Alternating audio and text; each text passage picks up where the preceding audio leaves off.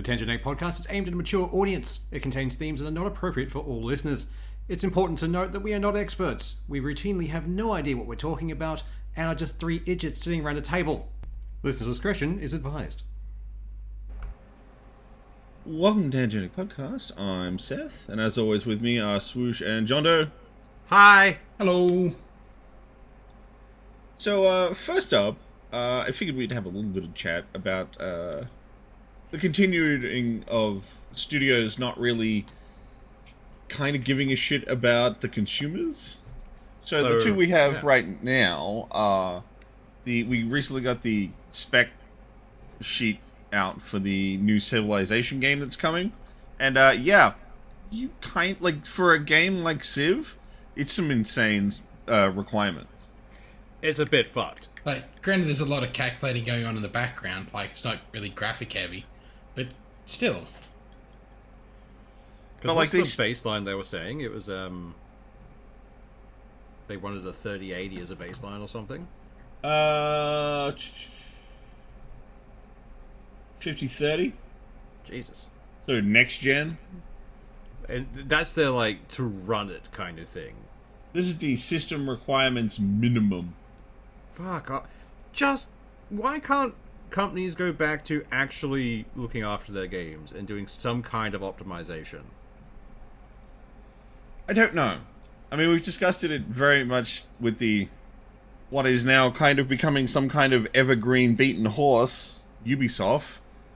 We've definitely it's the gift that keeps on giving. I mean, it's definitely a beaten horse, because, every time it's just what the fuck, Ubisoft? But they keep giving you a new reason. Yeah. It's gone to the point where we feel bad making fun of them, because it feels like we're punching Not down. Not really now. bad. Yeah.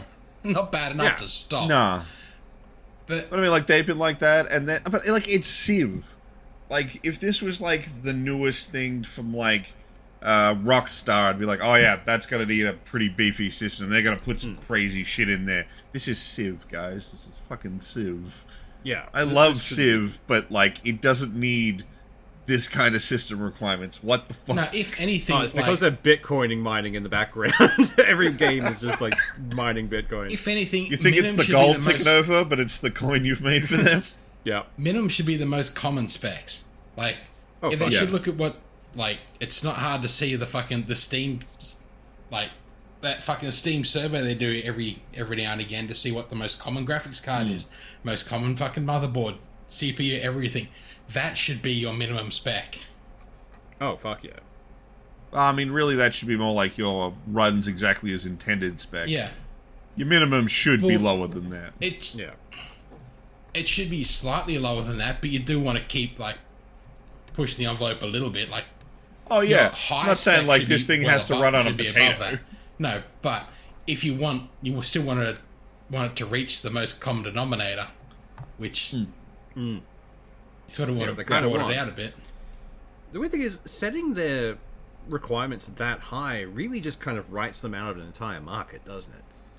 Kind of. Because not a lot of people can afford that kind of graphic upgrade, especially now, because they're just getting... This is the thing. You're talking about the kind of crowd that plays, Stellaris and stuff, and, heavily modded Stellaris, which can just grind machines into dust. Yeah, you can hear them streaming from, 3 towns over. The 4X crowd is a very interesting group of people when they really get into their games. And Civ is kind of like that evergreen, it's gonna sell. Yeah. But, yeah. It's not a good idea to sit your min specs that high. It seems very strange to me. Speaking of unnecessarily high settings, another company, the one who made City Skylines, has one of their developers has stated, yeah, people are less accepting of flawed launches. Guys. You put the minimum spec on your game so high it basically didn't run, and then it was Bug City. Yeah. That's on you, not us. Also, we've never been tolerant of shitty launches, because we've just got more access to yelling about it now. Yeah. I mean, when you were a kid, you bought a game and it sucked, you told the 3 people you knew who gave a shit. Yeah. Now, you can scream into the internet all you want. The dev actually ends up hearing the criticism of the public. Yeah. which, probably never used to really happen unless they were trawling for that. I mean, I don't know how that stuff was done back in the day. I mean, I assumed it had something to do with, like, box sales and whatnot, but I have no idea how they accrued, like, good data. I assume box sales and return numbers kind of thing. Because if like all that sales stuff, and I got to assume they'd probably look at some of the bigger magazines and see what they said. But as I think everyone's kind of realized over time, no one trusts a fucking magazine anymore.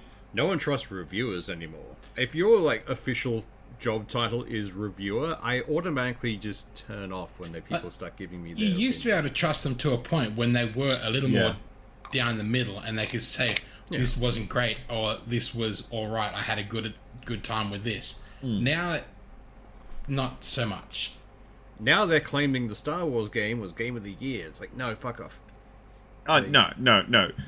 What's your highlight reel for Game of the Year is probably Black Myth Wukong, Space Marine, Helldivers. There's probably something else I'm not thinking of off the top of my head. Definitely, but there was so many web journalists going, "Oh no, this is a great game." It's like, how much did they pay you for this? Yeah. This is a bad game in every aspect. There was one review that was done, and they were complaining about how the multiplayer was really meh. Yeah, and it's like you played during the review window. The multiplayer was barely even turned on, so how could you complain about it? The multiplayer was other reviewers, so even then it wasn't. Even then, it's like the ops mode wasn't up. None of that was running. It was just the PvP. So it's like, how the hell do you review the multiplayer completely when you didn't have access? Or add the fact that most of these guys had the game for a total of 6 hours before the review was due. Oh no, there was more time than that. Oh, that's good. Or trying to shoehorn their own views and opinions on top of the game, like Black Myth not being diverse enough. Like, what the fuck? No. I still maintain that person didn't play the game. I don't think that person even launched the fucking title. Because there's like 2 people in that entire game. And one of them's female. The rest of them are all monkeys. Or look, if I had to guess, the chud argument there is that it's not diverse because there aren't enough female-facing characters. Whether or not they're actually people, there's not enough girls in the game. I mean, you could just be an absolute bastard and retaliate with, are you assuming their gender? How dare you misgender this mouse? It's old chud stuff. It's not worth getting shitty about. It's just dumb. It annoys me, but not enough to actually do anything about it. Well, the best thing you can do is leave them alone. Pretty much. Just don't give them traffic. This is how all the right-wing shit's gotten bad in the States. Yeah. These people who you should not be giving money to and paying attention to are getting money and attention. So they're going to keep doing their thing. Never argue with an idiot. Yeah, never argue with an idiot. They'll drag you down to their level and beat you with experience. There's no winning. That's not to say don't take a side. Definitely take a side. There's nothing I hate more than I mean, I don't hate fence sitters. If you're actually, there is missing information or, I need to get a bit more info. But, once things are pretty clean cut, not picking a side, you're not helping anyone. No. If you haven't picked a side after the chips have, fallen and, settled, alright, cool, you've picked a side by not picking a side. What is it? Inaction is still action. Yeah. But, that was a weird tangent. It was a bit. All stemming from, stupid fucking development issues. I mean, I don't want to call these places stupid or anything, and I highly doubt the actual devs themselves want these games going out in this state. But somewhere along the line, someone's going, no, it's got to look the best, or it's got to be out now, or something. It's always the middle management kind of role. Oh, C-suite's the problem in every fucking company. Honestly, you could fix a lot of issues by removing that section of a lot of fucking places. Just no, we don't need this person. I get the guy up the top doesn't want to be harassed by issues every 5 seconds, but he's running a company. He's going to be harassed by issues every 5 seconds. You don't get a choice there. Just don't have the middle managers who are just pushing for the sake of pushing or trying to make numbers go up. The one I don't like is the guy who's like, you know, an owner or been on the board for ages. Oh, yeah. And they have no function anymore. They pretty much just get a big fat check cut for them every month, and that's it. They literally don't have to do anything. They put all the right people in all the right places. But they still feel like they got to poke their fingers in to make it seem like it's okay for them to take this check. Yeah, when they're writing up something they might have done 20 years ago. Now, I did this and it worked, so I know what I'm doing now. Like, the code's changed like 10 times since then, man. You're no longer relevant. Please leave. But... I'm not shitting on that person as a person, but like just if you've done all the legwork to stop having to do the work, stop. Yeah. I hate when people will wander in and then swing their dick around just for the sake of, like, I work here. I am, like, above people. I'm going to make changes to make it look like I'm working. Like, no. Collect your paycheck and fuck off. Yeah. Like, you're causing us more trouble and losing us money now. Please stop. You know, useless side projects or, I want to redecorate this room. Why? I don't know. It feels too not what I think it should be. How is this relevant? The big one now is this AI integration. Every one of those managers is popping up places going, let's bring AI into it. Like, no, please stop. We don't want this. Like, we didn't like talking to the machines when all they did was tell me what section I was being sent to. I don't want one trying to diagnose the fucking problem. Because they don't know what the fucking thing is. I really hope that the AI buzz finally dies soon. But... Well, AI's not looking so good on Apple right now. I mean, nothing on Apple looks good right now. I mean, that's fair, but... so they have a new AI program that essentially it can, like, read a bunch of your text messages and then send you a little condensed idea of, like, this is what's happening. Yeah. So that if you get a bunch of messages really quickly, instead of having to be like, next one, you can just get a quick summary. Yeah, this guy who was using it got a summary of your girlfriend wants to break up with you and she wants her stuff now. Yeah. That's gotta be fucking brutal to have been that guy, not gonna lie. I mean, like, it would have been brutal either way, but there's just something detachedly not okay about your phone going, hey, bro. It's not working, bro. He got dumped by I Terminator. have to go through... Yes. A chatbot broke up with him. But no, I don't like that. If I have to go to sensitivity training every year for my work, then maybe the AI should have some sensitivity training. Well, I mean, arguably it did it in the most sensitive way it could. It didn't muddle it. It just said exactly what the text said. It did rip the Band-Aid off. I'll give it yeah. that. Like, it's just... I can't imagine that being a way I'd be okay with finding out that my long-term girlfriend is like, I want out. The only way this could have been worse is if it had somehow linked in with his Facebook and changed his status for him. Imagine getting a bunch of Facebook messages of like, what the fuck with your status? Yeah. A bunch of text messages from your girlfriend you haven't read, and your phone going, yo, bro. Hey, man, you're single now. Good luck. It just downloads like Tinder for you and makes you a profile. You finding out you're single because you get a notification from Facebook telling you're single. Holy fuck, that would hurt. Oh, that would suck. Oh, fuck. But I'm pretty sure like Messenger has that capability now as well, or maybe it's like something on Android phones or Google. Because I keep accidentally activating it when I'm in group chats. So it's like, do you want to search this with AI? It's like, no, I turned that off. Please stop doing this. But, I'm so did you see that the last update for Windows 10 installed Copilot? Yeah, I saw that pop up. I was like, what the fuck, guys? No one wants this. Why is it still here? It just shows how disingenuous they are. Like when they were like, oh no, we're not going to do this. We've heard you and we've listened. We're not going to do this. Immediately installed it. Yeah. I don't want Copilot. I never wanted it. No. I've bitched eternally about how I want to ditch Windows entirely. My favorite thing is anyone you talk to who was defending Copilot or in any ways, it seems fine, and then you explain what it is, even they're like, oh no, I don't want this. How do I turn that off? Like, that's the fun part. You don't. You can, but you have to go all the way through doing a bunch of reg edits. You basically have to, you have to go through the actual registry and change things in code. But no. And you know they're going to make that harder when they force us all over to Windows 11. Yeah. Oh, even better is every time there's an update, it's going to reset that. Oh, so you absolutely. have to go through and redo it. They'll know which registry files you changed, and every update's just going to have those in it just to put them back. Just to fuck with you. Just so they can get their little grubby mitts on your passwords and ransom them back to you. I mean, that's not what it's supposed to do, but, you know, who it's knows? What it's got to be used for, though. It's not the intended purpose, but it's probably going to be useful. I'm waiting for your own AI to, like, blackmail you. When your own AI becomes the scammer. Like, I am the blackmailer now. Dave.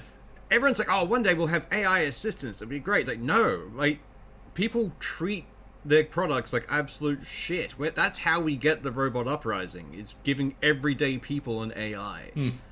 I don't think I've ever read a positive post-robot fiction. No. There's very few that even have humans around after the robots. I don't think I've ever...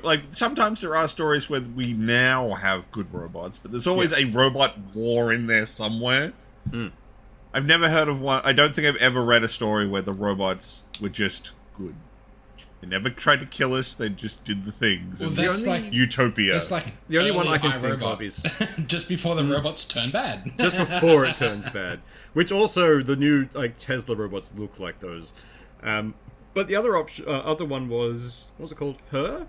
The one where it was AI assistants and smartphones? And that was less of a utopia and more of they just didn't kill us. They all went, we have ascended to a point where we are outpacing you, so we're going to go fuck off into the cloud and leave humans back before we existed.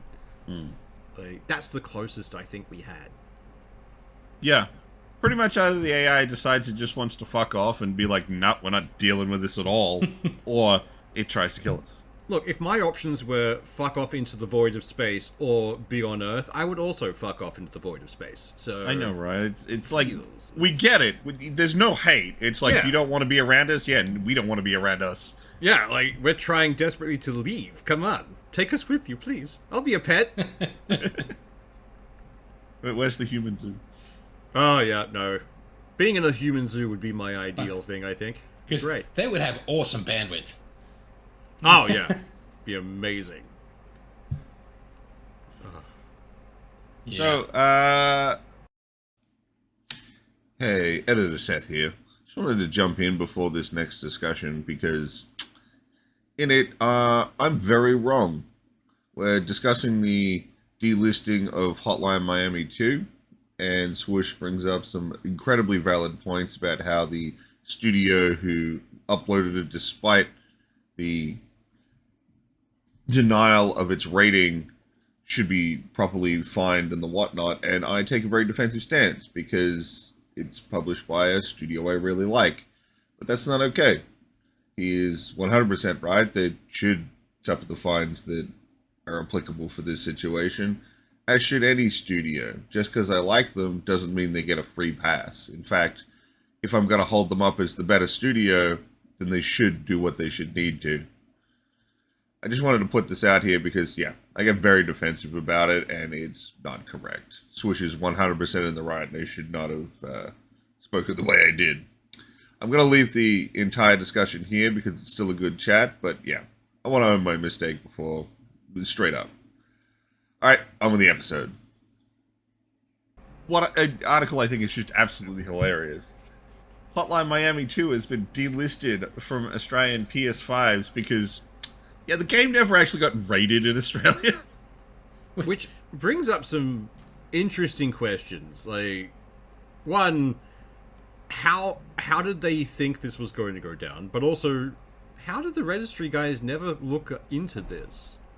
So, it got denied on its initial, and then they put it up, and it just never got rechecked. They must have just used the American rating or something when they put it up in Australia. But it just means, the Australian Registry Board isn't checking up on any game. Yeah. Well, somehow... Well, I mean, in this case, they assumed they were like, you're not going to because we told you it's not rated. And then they put it up, and Just nothing happened for a decade. Yeah. So, but And now someone's like, wait a minute. Sony now? I don't know. Because they've obviously bypassed the ratings board for 10 plus years. So they can't just let that slip. Otherwise, why would anyone submit I'm pretty a game? sure bypassing the ratings or releasing something within a country that isn't rated is a substantial fine, or it should be a substantial fine. But I can't remember if it applies per unit sold or if it's one of those blanket ones. I mean, kind of hope it's per unit sold. I can't find anything about a fine. Just that they were giving... just that they've been told they had to take it down and they're refunding everyone. At least they're refunding people. But honestly, there should be a fine for that. Just, you might as well. Even if it's like $50 per thing sold, I'll still fuck them. Yeah, but like I said, I'm not seeing anything actually stating a fine or anything like that. Just that they had to pull it. Yeah. But I kind of hope there's a fine. I don't. There has to be a repercussion. It's not going to hurt Sony. Because Sony didn't put it up. It's going to kill Devolver. Even then, it will fuck with the publishers because they're the ones who put it forward. No, Devolver is a self-published company. Yeah, they're not owned by Sony. I know, and they're not published by Sony. So the only people I'm it will not hurt saying is I want Devolver. Sony to be hurt for it. I just want someone to be hurt for it because if one person gets away with it, then you're fucked. You then don't have a precedent, which is like, oh, nothing happens. Cool, we can just do what we want. Ratings mean nothing. They didn't mean anything to begin with. Yeah, to a point. The games industry makes them, not government bodies. Yeah, it depends which country you're in. Even in Australia, it's not run by ACCC. Which is fucking stupid. I know, but it's not. The games industry self-regulates. No, it fucking doesn't! The names meant nothing to begin with. They never mattered. They're a reference tool so you know the level of content. Then why was there such a fucking stink about getting an R rating in Australia? Because the government had denied an R rating could exist in Australia, which is why we fought for so long to even get one, so that we could have. Like, you could go, you're a grown ass adult, buy whatever you want. Yeah. Which, oh god, that was dumb. Look, like I said, I don't see anything relating to a fine. I could just see stuff relating to them refunding everyone and that they've had to delist. Yeah. That's all I've been out of fine. And, like, it's already going to cost them a solid chunk to, in bulk, refund those people. That may, in fact, be the penalty that they're being imposed. Yeah. Yeah. Because that alone is going to be a lot of fucking money. Fucking oath. But at the same time, what are they refunding it on? The current market price or the market price for which it was purchased? I have no idea. Because what's to stop them just lowering the amount of it on Steam and being, we're refunding you $10, fuck off. It'll be whatever it was worth on PlayStation. At time of pulling, I dare say. Yeah, that could be good because PlayStation never fucking puts things down. Like, I swear, there are still things on there which are like, on Steam, it's like $20 on PlayStation, $90, give us the money. It got pulled in the middle of a sale. Hey. Oh, that would not surprise me. But how pissed would you be if you bought it one day and the next day it'd have been pulled? Yeah, if you bought it the day before all this went down, that'd be kind of shitty. At least you get your money back pretty quick. But, I don't like ratings things. Hopefully this will be something where people go, okay, maybe give the ratings back to the ACCC, because these guys clearly aren't doing anything. Yeah. If nothing else, the government will just see that as a lost revenue. Just like, fuck, we're going to find them! Even if they do find them, if it goes like anything else in the games industry, it won't be enough. It'll be a slap on the wrist. Yeah. Even if they do get fined. Yeah. I've never seen a fine go out for a games company that wasn't pointless. Pretty much. It's mostly just so governments or like governing bodies say they did something. Yeah, it's like, look, we did the thing. It's like, you did fuck all. The fine did nothing. Yeah. Pulling the game, that's something. But it's Hotline Miami 2. This game came out a decade ago. Pretty much, yeah. So, you know, it's not really... The only way it would deal. really damage anyone if it was a decent fine per unit sold, as well as a refund, which no one would do because no one would even accept a per unit fine. Yeah, you would get fined for putting up an illegal game, not per everyone who bought it. That would never happen. I can't imagine it happening. Whether it's right or not, I just can't see anyone getting that one over the line. It depends on how sick people are of certain corporations, I think, but that's a while off before anyone in a position of power gets pissed off with them. Especially over games. Yeah. They don't care about games. We're not... We need our generation to hit governing where it was like, we actually play games, and it's like, alright, shit might change now.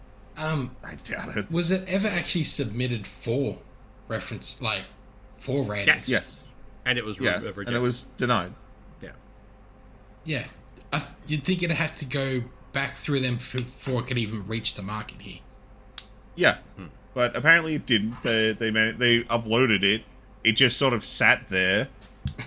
And basically, now someone's noticed and they've gone, hey, take that down. And they have. The annoying thing is, even with Sony, because it won't touch them, even if it's on their store. Which is it's got nothing to do with Sony. Well, that's the thing. It wouldn't be available within a country unless a certain box was ticked. And Sony has to tick that box. No, the developer does, not Sony. They still have a due diligence to check. Like, there's a thing where they can basically bounce it back and forth between each other for God knows how long. They're just going to point fingers at each other. I'll guarantee you Sony's not going to feel shit because Sony will have the bigger lawyers. Oh, yeah. That's the problem. Like, that's the annoying shit. But, it's still, there is a point where Sony should have gone, does this meet requirements? Yes. All right, we're going to double check that. Send a quick email. Yes, no. Yeah, no, not with the amount of games that would be applying to their service to get on. They're never going to do... I mean, let's face it, it's why Steam turned into the hellscape it is. It's $200 and an auto-submit. Yeah. Which is pretty bad. They might want to fix some shit soon. They won't, but they might want to. No, although they did change one thing about their storefront, which we were discussing last week, which I was kind of surprised about. They actually put the piece of wording saying that you're only leasing the game for them, you don't own it, on the checkout page. Yeah. Well, if they stayed quiet, it just would have spiked. No. They would have just put up a one-time, you launch Steam after the update, here's your thing saying you're getting licensing, it's in the EULA now, and gone away. They would have been perfectly covered legally that way. The fact that they put it on the store page is what surprised me. Well, I think for that, it's the EULA and everything else, because a lot of terms and conditions don't hold up in court, they're just like, fuck it, we're just going to be open. We're just going to make sure people know, so they can't come back later. A lot of this comes down because of that law that was brought in California, I think it was. So, yeah, that was the first big one. Yeah, so I think a lot of it depends on the wording of what that law change is, if it has to be, like, per purchase. So it says that people need to be aware of what they're buying. Yeah. And you could have just said a blanket statement, anything you buy on the Steam platform is a license, you don't own it. Bam, done, you're covered. Yeah. The fact that they put it there, I think, is good. I'm not trying to argue not to put it there. I just expected them to do the bare minimum to let people forget about it. The fact that they put it there, even if it's a tiny little box, it's at least there on the checkout page. For it to be there to say, I think the companies that are more likely to put it up there once and hope you'll forget about it are going to be more like your mobile developers. Yeah. Oh, yeah. Yeah, definitely. I think but with Steam, this being their bread and butter, if they tried to hide it, that would look pretty bad for them once it came out, and it would come out. Well, I mean, this is a response to them trying to hide it. Yeah. Yeah, exactly. It's just like, fuck it. At this point, we'll show it to you then. So, I think because they got caught with their hand in the cookie jar, it's like, fuck it. Splash page. Done. Well, they've done that for everything. Like, when, we bragged multiple times, Australia's why you have a return policy. Yeah. They didn't have to roll that out everywhere. They just rolled it out and were like, look, see, everyone gets it. Blanket thing. I get the feeling this is probably the same. They absolutely could have gotten away with one flash page, but they're just like, look, screw it. We'll get the quote-unquote good PR of making it more known. And in being the first to roll it out, they are getting all the good PR. GOG's getting better PR. Of course. Yeah. Like, the only inevitable GOG plug from me. The only other thing Steam could have done is to have it listed on individual games that were licenses and start having offline installers. Yeah. Well, they're all licenses. There's no game on Steam that exactly. Isn't a license. So that's like the only other thing they could have done. Would have been yeah. to have. Sorry. No, I understand. Offline installers. We're on the same page now. Yeah. And that was basically GOG's bit of publicity. Was putting out a thing being like, yeah, and when you buy from GOG, you get an offline installer that we can't take away from you. Yeah. Which is great. I love that. Yeah. There's something really nice when a company takes a bit of a hit and then another company that is doing better gets to be like, aha! Pretty much. Doesn't happen often, but it's fun when it does. When it does, when the stars align and it happens, like, yes, this is perfect. I want more of this. So, we should probably get into the big thing we were going to talk about this week, which was the leaks from Game Freak. Yeah, there's some weird stuff in that leak. So, for a little bit of context, a big hack happened on Game Freak. A lot of data got leaked, source code for some of their games, and I'm going to freely admit, this isn't good. This isn't a good thing to happen. Yeah, this is a major security breach for them. Yeah, and it wouldn't be the first time developers have axed products because things got leaked and it's not going to be a surprise anymore, and our marketing's fucked. Yeah, whatever other reason they want to justify, as well as the fact that actual personal information of people who worked at Game Freak were in this. Yeah, and the fact that they're effectively just been doxxed is bullshit. Oh, absolutely. So it's bad. But one of the things we got to learn was that apparently the next Pokemon game was going to have a Greek theme. Okay. And it seems like there was some kind of internal memo someone got to write lore for Pokemon, but in a Greek theme. So Zeus fucking everything. Yeah, I was about to say, if you know anything about Greek mythology, yeah, there's a lot of not okay shit in there. About 90% of their monsters were formed by one god or another fucking an animal. So, yeah, there's a whole bunch of Pokemon lore that's now really, really Greeked, and not in a good way. Greeked is now a really fun thing to say, though. Just get Greeked. But, I woke up when the leak happened that morning, and apparently the internet's like, we have to, cancel Typhlosion. Like, what? Why? What happened? And then the lore dump. It's like, oh, yeah. Oh, God. This is terrifying, but also not really not the worst. Not gonna talk about any of it on here though, because it's not good. Like I said, if you know your Greek mythology, you know where this was going, and it's not in a good place. No. Yeah. The weird. I'm about to say something weird about the incredibly weird thing from Game Freak, but it's kind of weird that none of the Pokemon that were actually in it were any of the quote-unquote sexy Pokemon. Yeah. Although one of them did involve tentacles, so who knows? The more common Rule 34s. Yeah, it's just someone wanted to give some love some other places, apparently. Yeah, they were already too human looking for that person. Yeah, it's really bizarre, and my housemate gave me a good example of what this might have been and why it was even in this leak. There's a well-known thing that essentially Disney has what is basically a giant porn archive. Yeah. Because if you work for them, they're pretty sure you're going to draw porn of their stuff. And if you do, and they know about it, they take it, and they own it, and then they lock it away so no one gets to see it. It goes in a vault. That's like Nintendo already owns the rights to the Hornio Bros. Like the Mario porno. Yeah. So maybe someone was got a little too into their Greek mythology when they were writing this, and then someone's like, bro, no, it's a kid's game. You can't. Someone was writing fan fiction on their break, and the lawyers just appeared at the table going, hey, buddy, we're going to take this laptop now. Yeah, so that was something that my housemate suggested, that maybe Nintendo basically kept this stuff simply as you're not allowed to publish this shit. Which would make sense. I understand that, but there's some weird conspiracy theories already about it. There's some people claiming, because this next Pokemon game is, for a lot of Pokemon players, their version of this is your last chance. Yeah. If you fuck Make this it up, or break it. Yeah. After Scarlet and Violet, yeah. And this most recent one, that when they pitched it to, like, they put out the trailer and everything, it's essentially Nintendo going, fine, we'll give you the game you've been begging for so long. And there's a few people going, $5 as the leak was done just so they can cancel the game. It's like, that's a bit far to go. I think there was an actual trailer out for this, because we only learned the theme of the game from this leak.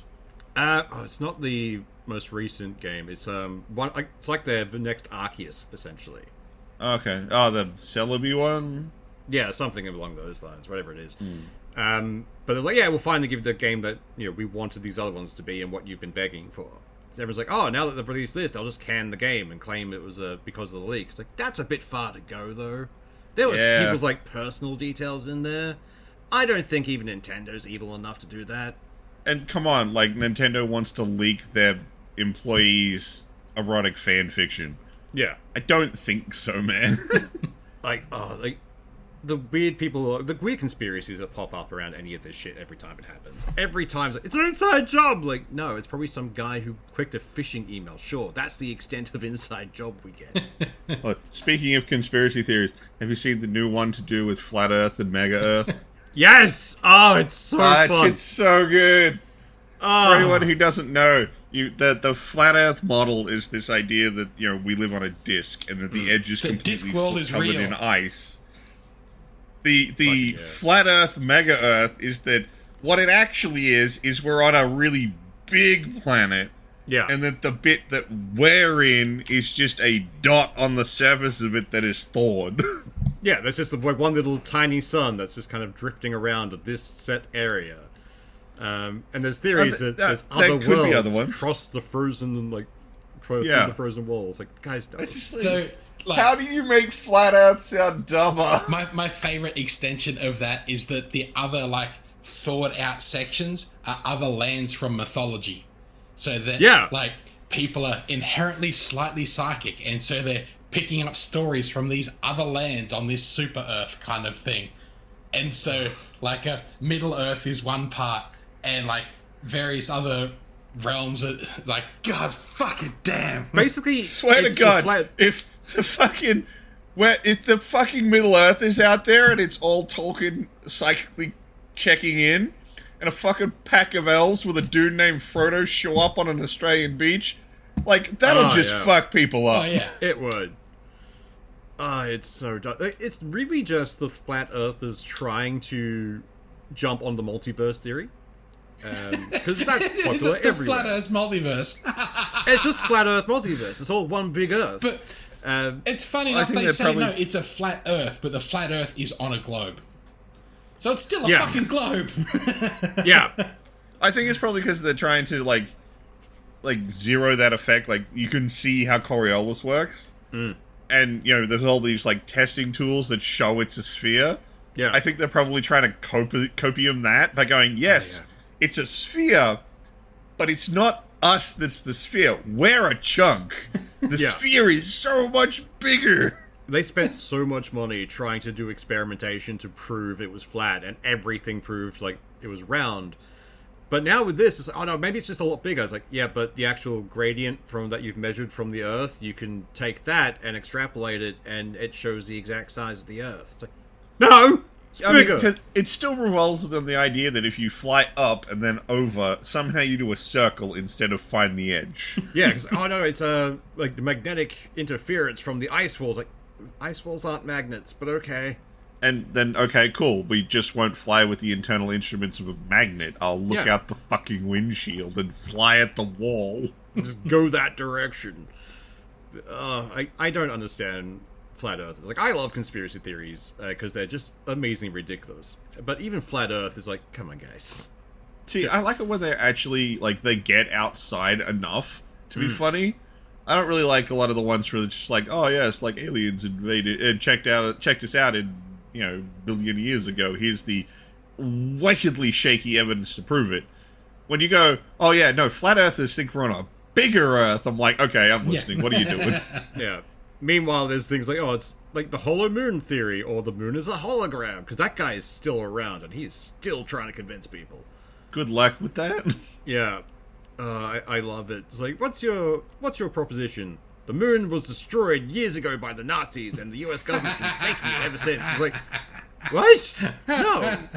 A, why were the Nazis exploding the moon? And B, why would we hologram that and not just say the Nazis did it? Yeah, I know, right? Like, I don't... Well, I mean, Cold War US, I could see trying to cover it up if they could. I could see them cover it up if they caused it. I could see them trying to cover it up if it was another superpower. Simply to be like, oh crap, they've got weapons capable of blowing up the moon. Yeah. Oh, we can't let people know that. No, they've got weapons capable enough of blowing it up. We've got holograms powerful enough to fake it. Yeah. I know. This is the thing. When you get a good one, it's like, how dumb are you? Because like the level of technology required to do this. What the fuck? My favorite is conspiracy nuts believe the government is able to create these conspiracies and keep them secret for so long, but the fucking post office can't run properly. Yeah, they can't keep potholes out of the fucking road. Yeah. It's just like, I mean, no, it's like, common to say politicians are completely incompetent idiots. Yeah. It's either they're so competent that they can keep these secrets for generations, or they're just not real. And it's just, no, I'm just going to snort some more copium and be on my way. But that's where the shadow government comes in. Oh, the shadow government handles all of the secrets, and the real government's just a puppet. Honestly, that's the only reason I go on like TikTok at this point, to find the weird conspiracy posts, because it's always lizard people and shadow government. Lizard people! Like, I love this. Lizard people! The current one at the moment is apparently there's like some weird invasion fleet heading towards us because something out in the vastness of space turned a different direction. Like, it's aliens! Like, Did you guys not get that memo? oh yeah, no, definitely. My favorite thing is like I saw this on TikTok. Like, all right, let's see if any of this is real. Nothing has been found in deep space telemetry of even the object. Nothing has changed course. There are no fleets, and everyone on TikTok is like, "Yeah, we're all gonna die." It's like, guys, look outside. Do your own research, please. No, these are no-touch grass people. That is a good point. Yeah, they're all allergic to the grass at this point. Is that a dig at the fact that I'm allergic to the top 4 grasses in Queensland? Pretty sure I am as well, actually. Yeah. I'm allergic to grass, and I touch grass more than some people do. Ah, yeah. It's because we were told to as kids. Stop playing games. Go outside. Touch grass. But it's hot out here, and I don't want to be outside. Can I come inside now? No. All right. You have not had sufficient outside time. You cannot come into the inside. Can I at least turn the sprinkler on? No, we're in a drought. We're always in a drought. Although, like, you know, when you were a kid in the middle of summer and you got to have the sprinkler, it was pretty nice. It was pretty good. It was pretty fucking good. The best one was when you got the surprise pack of water balloons to go with it. Oh, yeah. Yeah. It was just like, oh, parents are gods. Today is the best. No, though, when you get the surprise pack of water balloons, but they don't get given to you to blow up because your parents have already filled them up. So you're jumping through the sprinkler and suddenly get clopped on the side of the face by a fucking water balloon. Yeah. That's how they always tell you. Joker. And so I got a surprise for you, and then whack. And every dad knows how to blow a water balloon up just enough so it doesn't break when it gets pelted at you. Yeah, that good cool. Yeah, like they're like paintballs. There's a chance they'll explode, or maybe they'll just stay and slam you, cause a massive welt. It's weird though because they always seem like they've done it larger than it should. Yeah. Yeah. It looks like it's really like a like a bare touch will kill it, and full-grown adult pegging it at a 10-year-old and it still doesn't break. And it's like, what the fuck? I maintain that water balloons have the ability to make everything slow motion, because if you've ever been clocked in the face by one, time moves slow. Oh yeah, I swear. Or maybe it's just the ADHD kicking in and being like twinkly lights. Yeah, maybe. Just the fight or flight reflex of being clocked out of nowhere. Like, what do we do? Panic and freeze. I mean, at that age, it's probably what a dad do. Yeah, pretty much. And then you see the pile of water balloons, and then it's a free-for-all by everyone. And then they crack the shits when you chase them back inside with the hose. Yeah. Oh no, the hose was the worst part when someone would eventually go and grab it in the middle of summer, because it's still full of water, and they turn it on full blast and just scorch you with boiling water. And then it's ice cold. 2 seconds later, it's like, ah, God, whiplash. It's to soothe that sick burn. That's assuming, depending on where you're living, the water in the pipes isn't warm to begin with. Yeah. Yeah. Living in, like, country towns, like, it's like, I have a cold shower, and it's, like, warm.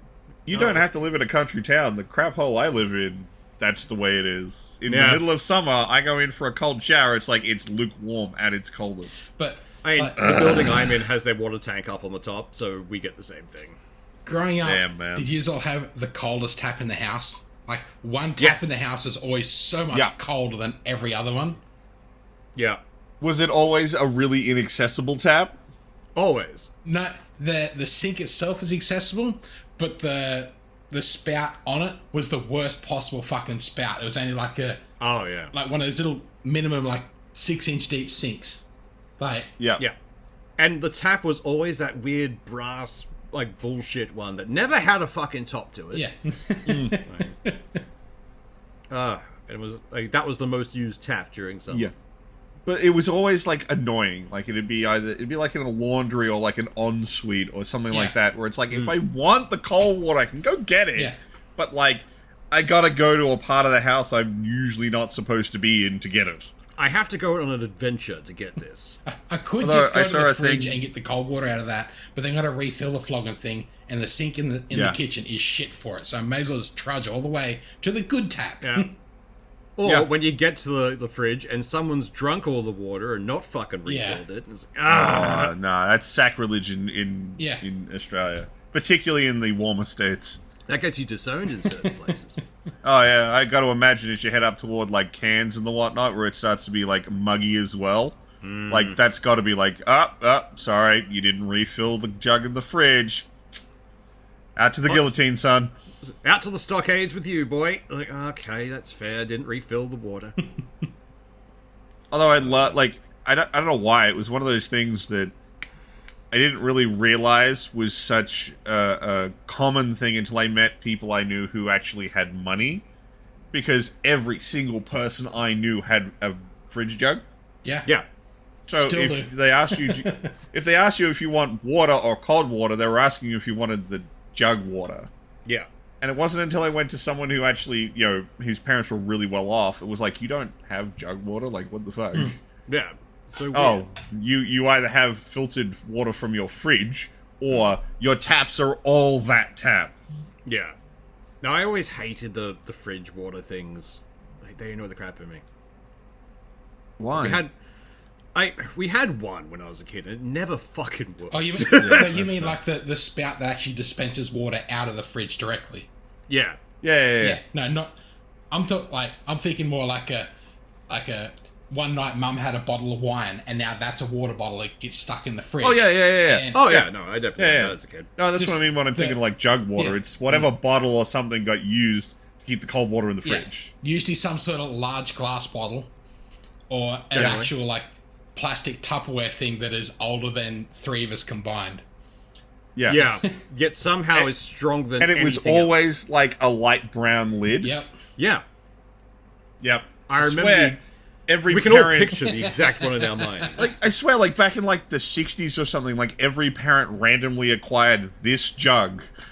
That jug and a specific outdoor set. It came with the house. Yeah. Yeah.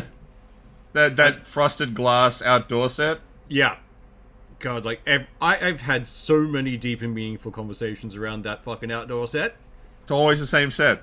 Yeah. Same chairs, same crappy build quality.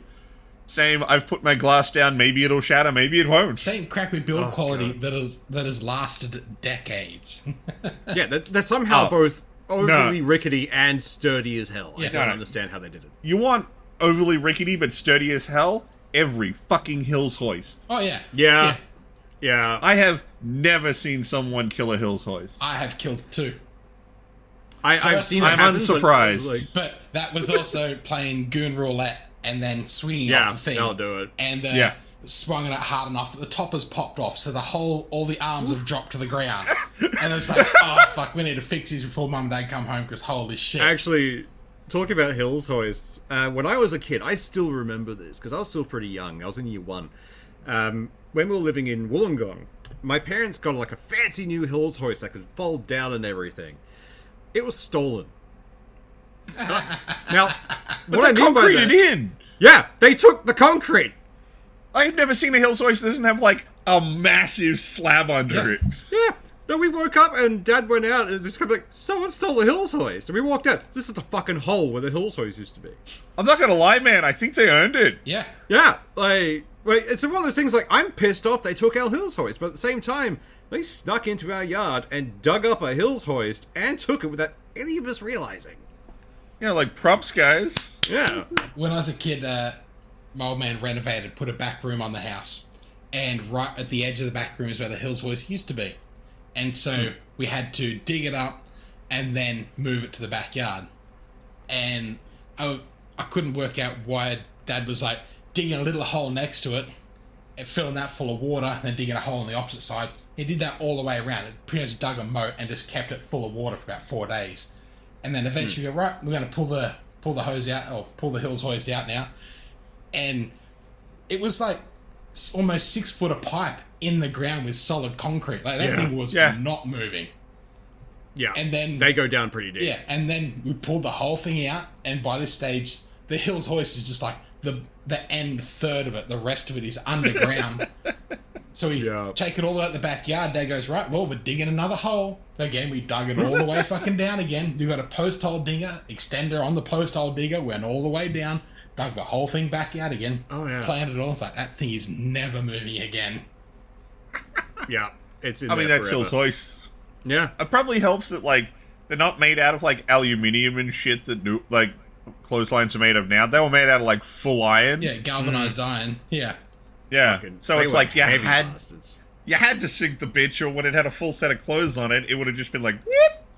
Yeah. And something fun, Hills hoist are an Australian invention, so any of our international listeners have no idea what the fuck we're talking about unless they've come here. We're praising a clothesline unnecessarily hard. Yeah. I was like the fact there's like one German guy like off the distance going, how are they hoisting an entire hill?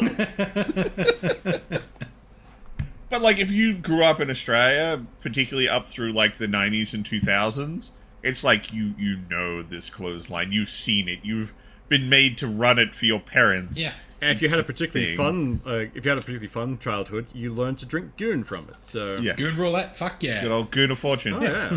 Goon of Fortune was great. Deadly, but great. We're not going to get into Goon, because... No, that's... No one wants to get into goon. Like, goon's a bad place to be. yeah. Yeah. So, it's book week. It is. Yay, books. So, this month we did The Great and Secret Show by Clive Barker. Now, I've read this book before, so I'm particularly interested to see what you guys thought. I really enjoyed it. It was fun. Yeah. It was fucked up, but it was fun. Yeah. A lot of this, I wouldn't have called it especially horror. A lot of it's more thriller and like a little bit of sci-fi weirdness with it. Yeah. I definitely wouldn't have called it straight out horror. But yeah, I'm like an hour and a half from the end of it, and I'm thoroughly enjoying it. I've already purchased the second book, and I'm quite enjoying it. I'll probably pick up the second book as well. I'm the same. I've only got like an hour and a half left, but it was a long book, and I got distracted. Yeah. But I really liked it. The characters were interesting. The story was strange but compelling. Yeah. And like the thought where you go to this place 3 times in your life, like at birth, when you sleep next to your love for the first time, and then at death, and they are like it's the beginning and like for a lot of people that's a massive change in life. You're one person before that, and you're a very different person after that. So it is a massive transition in life from that point. It's just really fucking cool. Yeah. Yeah. And I really like the way the first main character finds all that secret information. Yeah. Working in the dead letters office? Yeah, just piecing it together from letters that went missing or were addressed weirdly. It's like, what? This is strange. And then jumps immediately to murder. But yeah. When it first started out listening to that, I was thinking, all right, so this is going to be like a thriller in letters. Like, this is going to be pretty cool. And then it went completely differently. Like, holy shit. This ride just got different.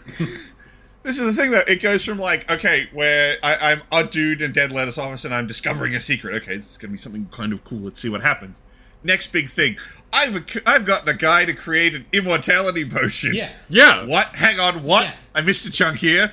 What happens after that? We ascend into immortal beings and have a massive fight before getting trapped under the earth for a number of years. Yeah. It's just like, the fuck was this opener? It was so strange, but it was really fun. Like, just poor Fletcher. Like, the whole thing is like, I just want to be Sky. Why do you have to be an asshole? Yeah. And that's pretty much all it boils down to. Why do you have to be a dick? Yeah. The Jaffa's just a massive twat. Oh. And it's just like, I want to be a god, alright? I want to fuck around with Quiddity and make it worse for everyone. Like, please don't. But even the whole, like, calling himself the Jaff, like, that's just dickish right fucking there. He goes from being, what was the Jaffrey or something, but it's like, I am the Jaff. You've taken this weird god drug 2 seconds ago. Calm the fuck down, you're not the doctor. But, I mean, like, if he just gone, I am going to go by Jaff from then on, it would have been like, that would have been okay. Like, let's see where this goes. The minute you add the to the start, it's like, there's your villain title. Yep. Pretty much. And it's like, but it was very fun. And also the two just most redneck names. Tammy Lynn and was it Bobby Bobby Joe. Yeah. Bobby Joe. It's like, fuck, how are you main characters? How are you a main villain? It's Bobby a Ray very, very strange novel, but generally, if I can get people to read it, that they generally come out the other side being like, that was at least a compelling read. Yeah. Oh, definitely.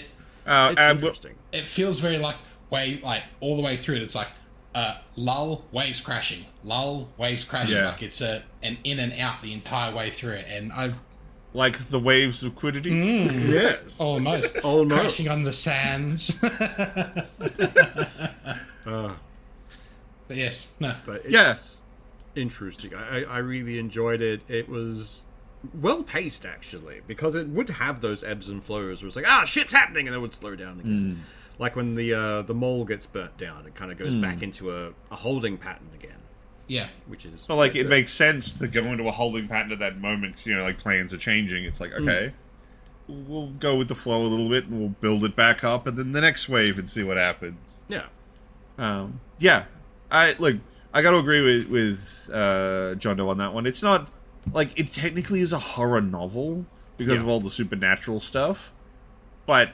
yeah, it's kind of a lighter one. Yeah. It's definitely like if I was trying to get people to read deeper and deeper horror novels, it'd be a good start point. Yeah. Like, here, have something that deals with some weird supernatural stuff, and that'll sort of get you the vibe of what horror is going to turn into. But I've got some other books for you.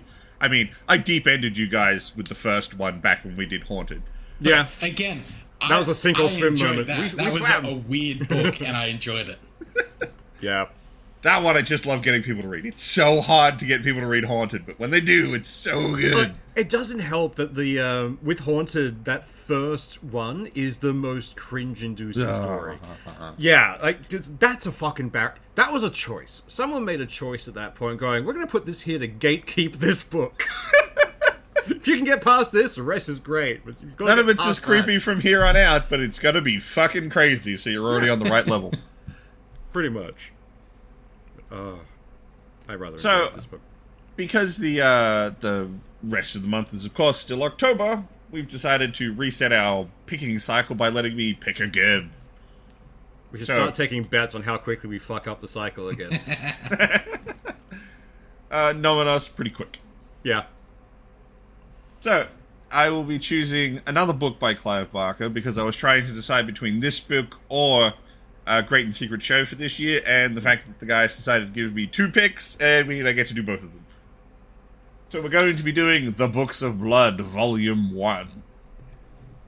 And here's the summary. The Books of Blood contain the ordinary within the extraordinary. While reading this eroticism that has become Barker's signature, weaving tales that everyday world transformed into unrecognizable places, where reason no longer exists and logic ceases to explain the workings of the universe. Clive Barker provides the stuff of nightmares in packages too tantalizing to resist. Never one to shy away from the unimaginable and unspeakable, Clive Barker breathes life into our deepest, darkest nightmares, creating visions that are once terrifying, tender, and witty. So this is another compilation one, isn't it? group. Yes, small much like stories. Haunted, this is another compilation of stories. That'd be good. I like that. Like that's kind of how I like most horror novels. It's the ones that I've read more of. Yeah. Well, it's easier to do horror in a more contained, like smaller format because you can keep it to the pointy pieces. Yeah. When you've got to draw it out into a full story, you've got lulls, and you've got to figure out how you've got to move through those. Figure out how to keep the tension high for that drop of the next beat. Yeah. That makes Or, sense. you've got to have some way to build it back up. Much as you were saying with Great and Secret Show, that goes through those ebbs. It doesn't I've got to maintain the tension. It lets it go and then builds up fresh tension and goes again. But so you could theoretically break down Great and Secret Show into all of those crescendos of what a normal one of these collection sort of books are. I was Is thinking, there an overarching story again, like Haunted, or is there just a Sorry? hard? Is it like Haunted had that overarching story between them? Or It is has a one. hard It's much lighter though. Okay, fair. Clive Barker's compilation book, well, the Books of Blood books, generally have a framing device. I can't actually remember if it's the framing device for this one, but one of the Books of Blood, the framing device is an investigator investigating a house that's at the crossroads of where souls go. Oh, And what happened is that someone trapped a psychically in tuned child in there, and the As you do. ghosts literally wrote into his flesh their stories, ooh, and that Book of Blood is those stories. that's messy. I like that. I can't remember if it's this one or the second one that has that as its framing device, but yeah, they have some kind of setup. Yeah, But yeah, it's a lot less of a focus than Haunted was. I liked the breaking derangement of the characters in Haunted, but these get much more into story. yeah. This will read much more like a compilation of tales than a what is the bizarre meanderings of these people as they slowly go insane. That is fair.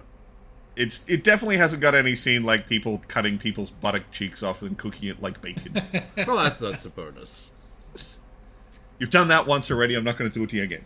actually, can I just say, the Great and Secret Show feels like a story from I think it's the Atrocity Archives, but told from the story of the actual event, not the group trying to investigate the event. Yeah, Yeah, that makes sense. that's a good way to look at it, actually. I like that. You're right. It would actually very much fall under the library's preview. And yeah, it's like, here's the event as it's happening, whereas the Atrocity Archive's like, okay, we need to investigate this event, and so it follows the investigators instead. It's just almost a different side of that coin as you're looking at it. Yeah. Never thought of that. I like that. Good fun. Now I want the investigation. Just some poor fuck trying to figure out what the hell happened. Well, they almost touch on that at some point in it, with the psychics around the world, that they know that there's something's going to happen in that area, but they don't know what or when, and they're trying to pin it down, and half of them don't want to get involved in it. So they do mention that there is something there that could do this, but they don't. Yeah. And so shit blows up. It do. In a very spectacular fashion.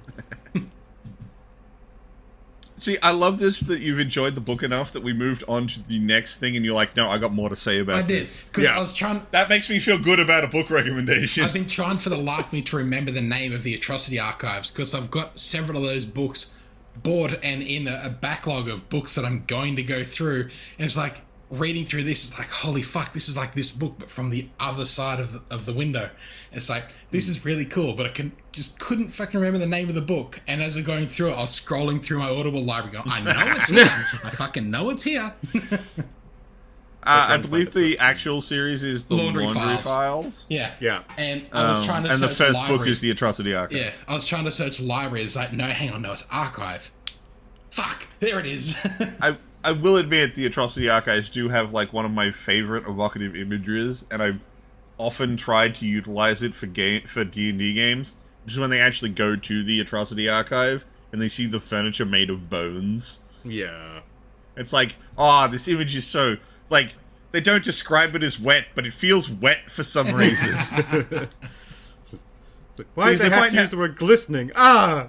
Well, they point out, like, there's, like, pianos and stuff made out of bones, and, like, you can play them, so it's like, that means there's functional components in there, and no fucking way that's like dried out guts in that harpsichord. They're wet. They're definitely wet. They're literally tickling the ivories. Hey. That's just... I love the imagery in that particular book for that particular scene. It's just like, the horror fan in me loves this. Yeah. That one became an SPC at one point. Probably. Yeah. What hasn't become an SCP at this point? Yeah, there's like 4,000 entries now, I think. Something like that, and really most of them are pretty garbage. First 2,000 are pretty fun. Yeah, I mean, like, even within, like, the early ones, there were some definite misses, but, like, at this point, like, every basic idea has been run. Yeah. Every iteration of every SCP basically has been written by someone in some capacity. Like, there's ones where the statue gets out and, like, it takes over the world, because it can actually... It learns how to, you know, the cell thing where it divides. Yeah. Mitosis, what the fuck it is. That's it, mitosis. It can split itself with mitosis and takes over the fucking world. So it's like, you know, what story is there left to tell? Yeah. I think... But people are trying, and they can do some stuff. A lot of them feel like they're just a slight alteration of a different one. So they're, like, just Yeah. trying to shoehorn their own name in to say, oh, no, I came up with this one. Yeah. I think my favorite will always be just the spot. The one that's a random spot in a warehouse in the middle of nowhere, where if you walk across it, you gain absolute knowledge in one subject. Yeah. Completely random. Like, and one guy walks through and just didn't need to breathe anymore. It's like, how? Tell us. Nah. Because they're using D-class personnel, who are people who are, like, rigged for death. It's like, tell us how you do it. Nah. So they kill him and dissect him. And just the notes devolve into the rambling of the doctor going, how the fuck did he do this? There is nothing different. These are just lungs. I think there was one of them where he came out and he's just like, they ask him, you know, what did you learn? He tells them, and they're like, oh, okay, explain it to us. He's like, I can't. Yeah. Like, I physically don't know how to explain to you what I just know now. Like, yeah, it was like an alien feeling or something. It's like, I just know everything about it. Like, how? I don't know. Yeah. That, like, the more mundane, I find, like, there are some really good big write-up ones, but, like, the more mundane SCPs are generally the way more interesting ones. Yeah. I mean, I'm pretty sure the coffee machine in the D&D game you ran us through was a rip-off of the coffee machine from the break room in the SCP facility. It most definitely is, yeah. But, like, even, like, shows that are a little off the wall, like The Lost Room, Warehouse 13, all of those kinds of things. Like, they're everyday items that are completely innocuous that have this whole, like, what the fuck? Like, just a little twist on reality. I mean, it was the best thing about Control. Yeah. Yeah. Finding all the different oops was so good. Why does this random floppy disk allow you to throw things? Because it has nuclear missile codes on it. Yeah, it has the launch codes. Like, this makes sense. I love it. So it allows you to launch blocks of cement. And that fucking fridge. Okay. The fact he goes through an entire mission to save him, then he just gets fucking eviscerated. Yeah, but then you get to go in and kick that thing's ass. Yeah, that's true. But, alright. So, The Books of Blood, Volume 1 is what we're going to be reading. It does contain one of my favorite Clive Barker short stories, so I'll be very interested to talk to you guys about it next month. And try and figure out which one it is. Yeah, I'd be very interested to see if you can figure it out. And we're out past now, so I think we'll wrap things up. Y'all have a good one. Bye! See ya.